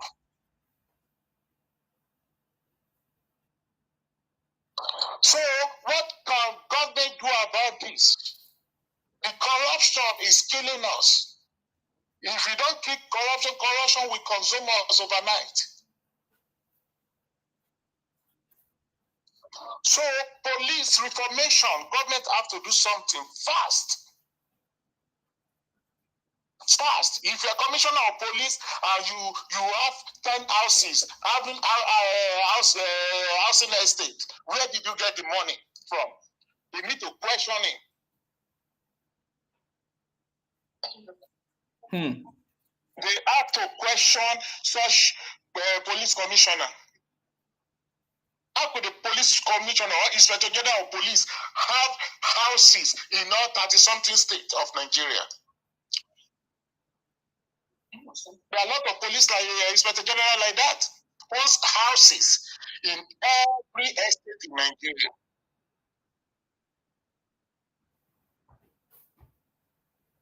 And you think that police will do their work? No. We have to amend our constitution against the law enforcement people. Number one,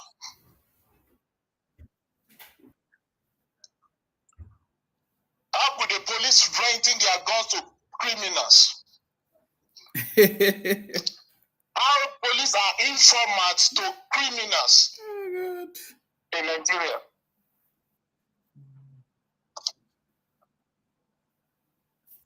So it's like a lizard that already struck a rock. So what can we do? They need to pass a law, amend the constitution against fake products. Number one, police reformation. Two, those two things in Nigeria is very, very important. And then, again, drug traffickers, based on kind of drugs, not weed, because as time goes on, they will legalize weed in Nigeria. It's not about consumption, but medical consumption. Or to produce a lot of stuff from it, cream, oil, like medication. But those ones that taking hard drug to abroad, we need to. We have law against that before now. So why is it not working anymore?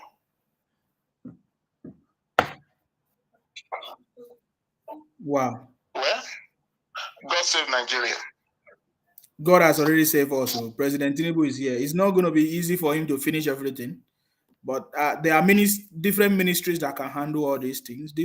There are different ministries in charge of all these things, right? We just need the right person there in that position to change it. I get him. Yeah, and then everything has. Tinubu is not going to be Tinubu is not going to be at every ministry. That's what I'm saying now. I said there are ministers in these places, right? Yes, yeah. There are ministers that they should do their job. You understand me? We have to monitor those ministers too. Exactly. Because our power and steel, the power minister, I haven't seen his impact. Exactly. I don't know what he's doing. He told us that when he was newly appointed, that he's going to give us feedback. I don't understand what he's doing yet. No, let's give him 1 year. If he doesn't do anything, we have to start blogging. We have to start tagging the president, and the president have to come on Twitter and start reading. You don't have to scare of no one. You have to listen to Nigeria through the Twitter. Because after 1 year, if that guy is not doing nothing, he needs to resign. Not be by force. We don't care about how much he invested in APC. We are talking about the progress of Nigeria, not one particular person or how much you spend in one political party. That is not a marketplace for you. Exactly. If you can't do it, leave it for someone that know much about power and steal. Okay. Wow. Thank you very much, sir. Thank you. Thank you for your contribution. Thank you. Yeah. So just like, I mean, a lot of things have been going wrong for a long time. So we need a integrated system to resolve this issue. It's not going to be a silo system. I salute you. Yes, sir, I salute you. Go ahead. Thank you for your work, as I usually say. Yeah. These people are pests. They are pests. They are attacking every Nigerian just to explore things for their own good. They are so selfish. They don't even care if they wipe up a lot of people just to become equal. And we cannot be living like this. Definitely, things have to change. Either we let them go with their five states, or we go back to regional government, because we cannot be putting people's life on jeopardy. They have sent some embassy in Lagos there. They polluted people, they corrupted their staff. They bribed them. They gave them money just to get visa. These people are criminally oriented. And at the end of the day, they will come and shout Nigeria is a zoo. Is it because we are looking at you? They flooded our market with fake products. The only thing they want is only themselves at the expense of other people. They keep on attacking everybody. They were, and at the end of the day, they think we are so blind. And they said, the president, you want to kill us? We haven't given you presidency. You are attacking us.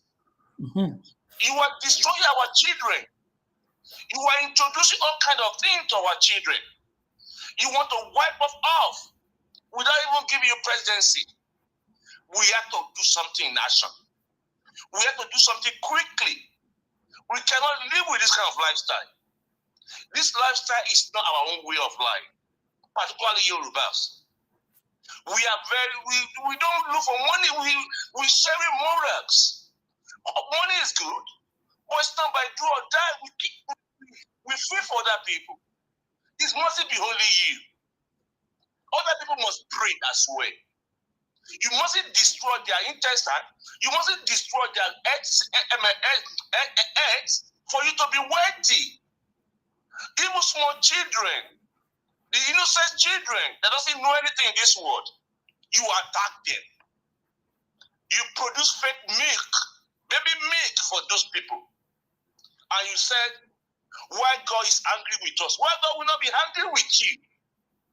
When you are doing something that's God against God will. Why our regions is under siege? Why kidnapping? Why do those things in our region? Because the vengeance is coming upon you. Because those children, they were innocent. You sold those fake products to those children. Some of them went back, all because you want to be equal. You want to build a mighty magnificent building in your village that you will not even leave. That it will be there dormant.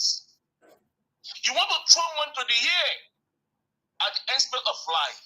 We cannot live like this any longer. We cannot live like this. We must go back to regional government or give you for 5 states and go. And when we give you a 5 states, we will fence that 5 states. We will ring-fence it. We will build a big fence, because I know these people, they are criminal minded. They will changing their names because they are gypsy. They cannot leave their own state. Their forefather, Akuru Rossi, know who they are. That's why it destroy our regional government and explode to the attack from this pest. I saw one video today. One went to bought electric wire. That electric wire supposed to be 100 yards, he ended up with 75 yards. Electric wire, we don't even know whether electric wire is fake again. Wow. And they package as if it is on, and they sold it at the cost of 100 yards. Every product is useless. And the government cannot handle it like because it's ingrained in their blood veins. They want to profit from other people by all means. They want to piece on your wallets. They are big time armed robber. They are big time armed robber. They want to take from where they didn't sow. They are all in every field. They are all in every field.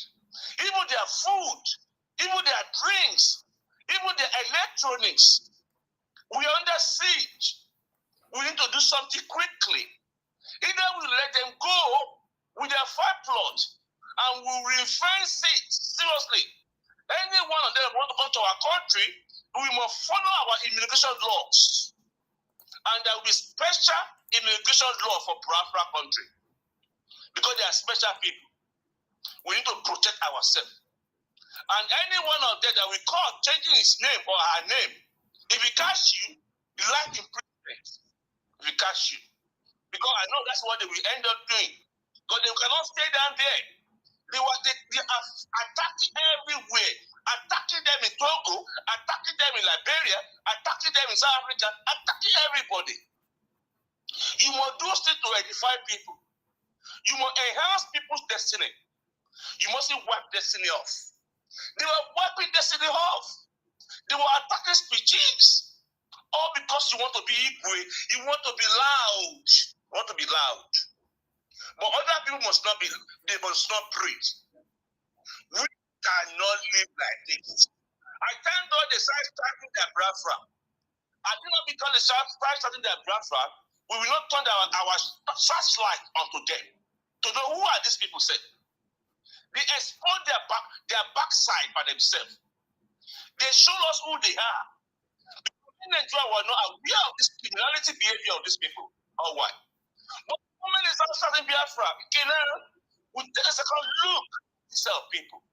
They were damaging us. Many people are in hospital today, but with some of these people. Many people are having incurable sickness today.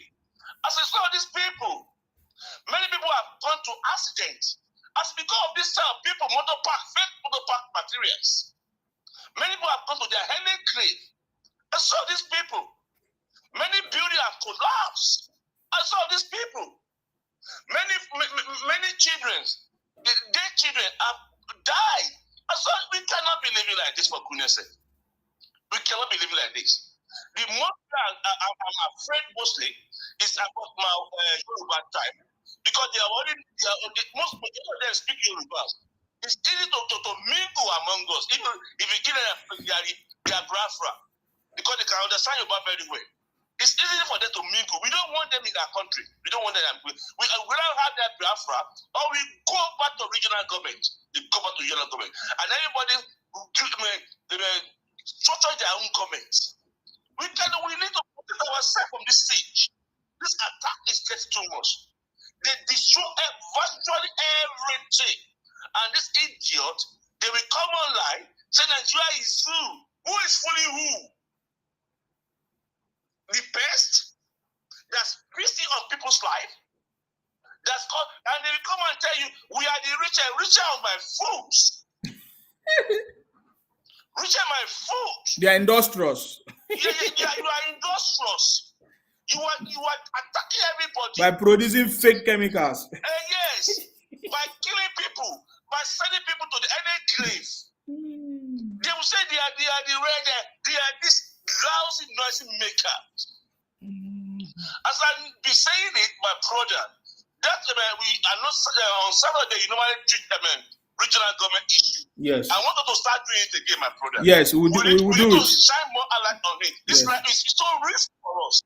We can't live like this with this kind of people. We don't want anyone that's so hungry for life. You are here in this one, you want to are gone. What must we do ourselves? What must it be destroying ourselves? Why must we be sending people to the headache cliff? Why must someone invest money in property and property collapse? Why must one go and buy spare part and you run to accidents? Why must someone go and buy baby food and that baby food kill his child? Why must someone go and buy medication and that's going to be in the poison to the headache cliff? Why? So, and these are the people that are doing that. It's well known facts. It's not only in Nigeria. They are doing in South Africa. They are doing in Gambia. They are doing in Liberia. They are doing everywhere. It's well documented. It's not that anybody ate anybody. It's a fact. Mm-hmm. It's a fact. It's well documented. It's not a secret. Mm-hmm. We must expect a space. Life is pressure. We want to see our brothers, our sister, our elderly parents. We want to enjoy life. We don't want to run to the headache cliff. We don't want to be getting incurable sicknesses, kidney failure, cancer, all those things we don't want in our country. And these people are killing us. They are killing us. They are destroying our life. We have to do something urgently. Either we give them 5+ days and we build a big fence around them. They must not come to our country. Or we go back to regional government. Regional government, if they don't get their 5+ states, because no, they don't want to. They are noise maker. They want to conquer everybody. They want to destroy the country more. They want to attack every area of the country. That's why they are bringing up their Biafra. They are not going to anywhere. But if they are not going anywhere, we go back to regional governments, whereby everybody rule himself by their own custom and way of life. We want to protect our future children. We want to protect our elderly parents. We want to protect our life. We don't want to be sacrificed lamb for useless human being that want to spray money on the air, that want to come in great overnight. We don't want to be a victim. We don't want our children to be paralyzed. So we must do something. Nigeria is high time to do something. You might not be a victim. If someone that is close to you might be a victim. If everybody is vulnerable, we cannot expose that this risk is just too much. We have to do something. So my brothers, I will encourage you to go back to that kind of regional government issue. This Biafra is not making, they are not going anywhere. So I want you to be talking about regional government. I want you to be pressing our government, the regional government. That's what we want. Biafra is by the way. They are just using it to export itself more. So we can see who they are. So we thank God for that kind of drama they brought on table. But at the same time, it helps us to look deep into the problem, to know where we are having, what's going on with us. So we are able to analyze our problem. It's high time we go back to our regional government. Thank God, we have already had a template. We have 6 regions in Nigeria today. We have the Northwest, the Northeast, Middle Belt, Southwest, South, and Southeast. Everybody knows its own region. Everybody knows its own region. We know every state that falls into each region. In the minimum 6 states fall into each region. And those people can manage themselves. We have to go back to regional government. We have to go back to regional government. If they don't want regional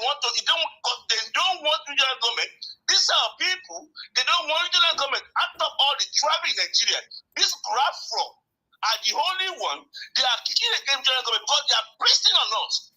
They were shocking us. They were destroying us. They were ruining us. That's why they don't want regional government. And we have to force upon their throat. If they don't want regional government, they take your 5+ and go. And go. We cannot live at your mercy. We have to protect our children. We have to protect our life. We don't want to be living in pains, in curable sicknesses. We don't want that. We want to enjoy life. If we want to get well quickly, but attacking other people, we have to put a stop to it. They are going to be doing that, but we must try to protect ourselves. And the of protecting ourselves is regional government. It's ingrained in their veins. They cannot change. They want to. The 70-year-old boy want to become Igwe overnight. The 21 years old boy want to become Igwe overnight. They don't want to struggle. And they will come and tell me they are industrial. Industrial in killing people. Industrial in destroying destiny. Industrial in doing criminality. Our name is spoiled all over the world. Because of these people, we are to take action now. We are to help them to get themselves together. The issue of preference is part of the way. We have to put pressure on our government to revisit regional government. We must go on our region. We must protect ourselves. We can't be dying in vain. For some people to be wasting our blood for their own selfish, egoistic lifestyle. We cannot be living like that. My brother, I will encourage you, I will advise you to reopen that regional government issue again. Please do that, please, bro. Yes, we have said we are going to start having that conversation again because it's very important. Can you do that, please? I thank you so much. As always, enjoy your program. I look forward to be seeing your program. Your program is one of the best on the Facebook. I'm so much grateful I met your page. You actually, you know them very well. I know them very well. I know them very well. I studied Nigeria, I know what is going on. But the moment I saw your flora, I said, this man knows these people back to back. He knows them back to back. I'm so grateful that you are enlightening Nigeria to see the risk, they are living with, to see how dangerous the territory they are accommodating. They are living with these people. You shine their eyes. You open their eyes to see the danger. May God bless you. May eyes of God shine upon you. Because you shine on the side of the truth will be upon you. No weapon against that prosper.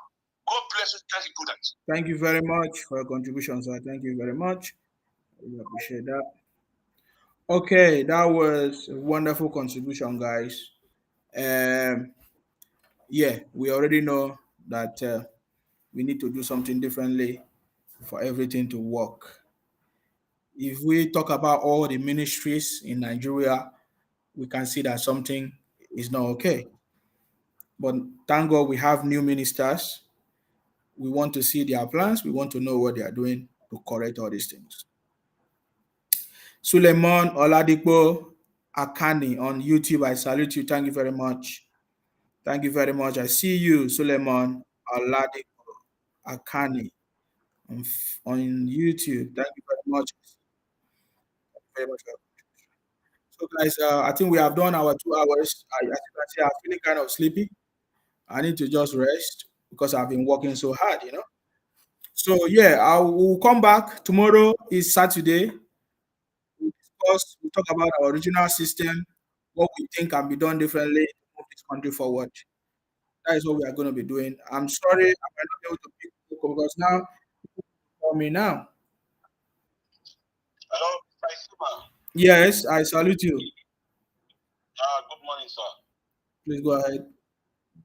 Yeah, just a quick one. Let me first of all say thank you very much for your program. We are really enjoying you, and thank you for all the exposures and all the information you give to us every time you come online. Thank you very much, sir. I salute you. Let me first say thank you to the first caller, the gentleman that first called you. He has given us a lot of information, very wide. So very good thank you to him. And we say we want more of him on your program. And the second caller as well, I think they really did a very good to the program today. I really say a good thank you to them. Yeah. And about the issue about our brother from the southeast, that is what I'm concerned about. And I want everybody to go and watch the interview about Baba Bisi Akonde on Channels Television. I think it's on I think it's an interview about him today. I make mention about the regional system of government. And you know Baba Bisi Akonde, the former Osun State governor. I think he always came together with the president, Shivaji Bola Ahmed Tinubu, all the time, throughout, because he's the right-hand man of the president. I think nowadays that the president has now in Villa is a little bit back off from him. He's now back to Osun State. He allowed the president to work. And there was an interview about him today. And they asked him about the regional system of government. And he said that's the only way to go. That is the only way if you want the present what do you call it that we are using now? What do you call that thing that we use? The Constitution? Constitution, yeah. Constitution that we are using in Nigeria, I think it's a real problem, and it is the Igbo made. The Constitution we are using now, they are the one that write it to us. They are the one that brought down the regional system of government to make sure that they draw us to where we are today in Nigeria. And what they are running away from is the same regional system of government that we negotiated with the British. So I will employ everybody to go and watch that program after this show. You go to channels, television, YouTube, BCR interview. They're going to hear the interview and let them form their own opinion about it. So that's why I just want to say thank you very much and say very big thank you for the program, Mr. Istima. Thank you very much. Thank you very much for your contribution. I appreciate you. Thank you very much. Thank you very much. We have always known and know the truth for a very long time. You see, but we have been keeping quiet because we never have a president or a leader that is ready, that have the political will and capacity. I keep saying this thing. Political will and capacity. We only know that President Tinubu have the political will and capacity to change anything and to make anything to work in Nigeria. For me, I'm not afraid because I know that President Tinubu is going to fix the country. We are saying renewed hope agenda is not by noise now. Renewed agenda means Nigeria is back on track. Go and think about it. Are you getting me now? So there must be a system that will work. And I know that regional government is one of the ways that Nigeria can work. Regional government is one of the ways that Nigeria can work. We know the IPOB criminals. I've been explaining to what Ojukwu meant by "in Abori I stand." When you hear them call me and say, "Oh, what was the Abori?" Abori means that Ojukwu did not want other tribes to leave the whole eastern region. I said it before, so we understand the story. So even when you talk about resource control, regional government, they're against it. That was what Ojus Okalu tried to use to fight the uncommon senator now, the uncommon senate president, Godswill Akpabio. When Godswill Akpabio wanted to emerge as the senate president, Ojus Okalu wanted to use some northerners, against Godswill Akpabio because of resource control, because he told them that Godswill Akpabio and the president believe in resource control. What is wrong in resource control? That tells you that they have been benefiting from jumping from place to place, causing problems, running away from their space because they want to continue to make other people. But that is over anyways. That is over. And you hear them say Nigeria can never work. And I know, I told them, yes, it's true, you are correct. Nigeria can never work because we have been having presidents or leaders that have failed. But in 2023, from 2023, Nigeria will work. Because now we have a president that have the political will and the capacity to destroy all the developers, fake industrious criminals everywhere, running propaganda and doing rubbish. You don't need to like me. You never like us before. You have been calling us houseboys and housegirls. But now houseboy is now your senate president. You don't like it. Anyways, so guys, I don't have much time. The reason why we have not been talking, because if we talk from now to tomorrow, if we don't have a president, if we don't have a leader that have the political will and the capacity to change things, there is nothing that will change. But now we have President Tinubu, the man that have the political will and the capacity to bring Nigeria back on track. Hence, we call it the renewed hope agenda. Are you getting me now? So that's what I have to explain. The reason why we are here, we are not just here because I want to come live. No, I'm so tired. Like I have a lot of things I do, but I come here just to add my voice with others to let every Nigerians know that Nigeria is back on track, and we have to support our president. We don't need everybody to support president. We need people that understand what President Tinubu is doing to support him. And then as soon as we achieve it, every other criminals will fall in place. You understand me? Every other criminal they will be punished.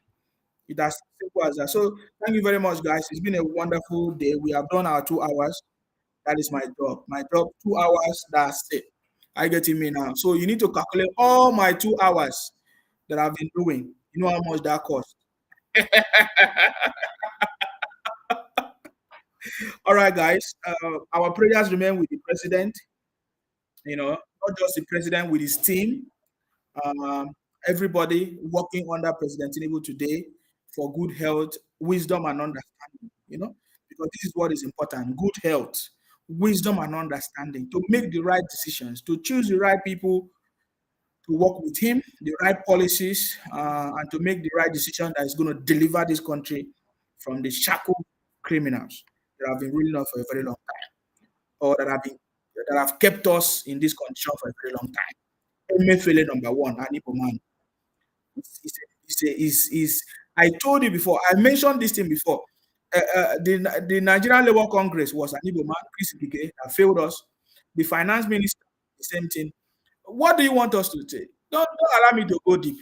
We cannot continue to give people power, people that have failed us historically, that have kept the country the way it is. Then it means if we continue that same way, it means we don't want progress. That is why this government is the last hope that we have. President Tinubu's government is the last hope. Returning this government to where it was, how we can work, how we can function, we are waiting for president. That's the legacy we are talking. Are you getting me now? So, guys, our prayers remain with our president because we know that he has the political will and the capacity. He fought for democracy. He was there. He knew when things changed. He knew when things went wrong in the country. That's all I can tell you. So that's our prayers with him for more success, knowledge, wisdom, and understanding to choose the right people, the right team that is going to move this country forward. That's our prayers, guys. And for all the patriotic Nigerians, all the good people of Nigeria that want good thing to happen, or that, of course, want to see Nigeria work, all of us will be alive in good health to enjoy and to benefit from this government, guys. That's our prayers. Thank you very much for joining me. Thank you very much for being here. May God bless all of us. May God bless our president. May God bless the Federal Republic of Nigeria, guys. Stay blessed until I come your way next time. Of course, you know my name. My name is Akbarawa Nsima, the first son of Idu. I'm from Akwa Ibom. Our job is to make sure that we continue to fight in order to protect and to defend our land. Thank you very much, guys, and stay blessed until I come your way next time, guys. Bye-bye. Bye-bye for now, guys. Bye-bye. All right, guys, if you are watching me on YouTube or